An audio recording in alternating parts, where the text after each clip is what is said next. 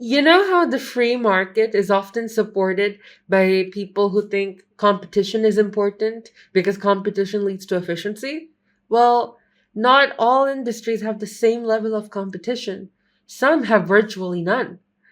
These are all the different market structures in under 3 minutes. Going from the most competitive to the least competitive markets, we first have the perfectly competitive market. This is where there's lots of firms, and so there's a lot of competition. Now, this increased competition leads to increased efficiency as that helps you get ahead of the competition. But also, there's also very low prices for consumers because high prices would mean you lose the competition. This is the gold standard of the free market. Up next, we have the monopolistic competition, not to be confused with the monopoly. So these are basically perfectly competitive market, but they're slightly less competitive in that there's slightly fewer firms, but still there are many firms. They can't manipulate the price as much as they want, but they can a little bit.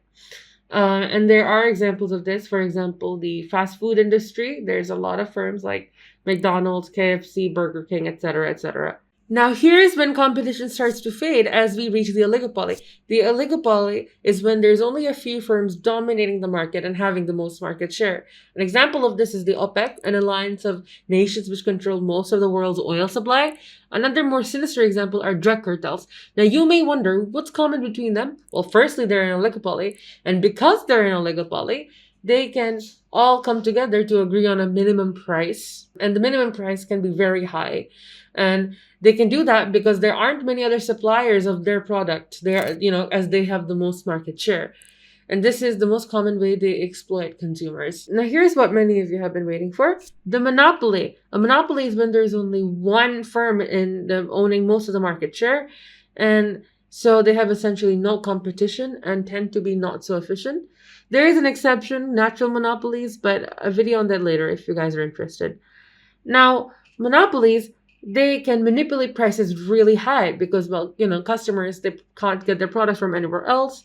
They can also give workers jack shit in wages and working conditions because, well, if they get kicked out, where else in the same industry are they going to find work for? And they can also stop newcomers from getting in the industry. How? They can temporarily decrease their prices a lot to the point where they have a loss. And they can take up some loss, but a newcomer industry might not. And so they get killed. And so they can raise their prices again after the newcomer's gone. Nestle has a monopoly on many markets and also has a history of shady business practices. And also Apple was seen as a monopoly in California recently. Now you may ask, well, why can't we have only perfectly competitive markets in a free market? Well, the reason is there are no perfectly competitive markets.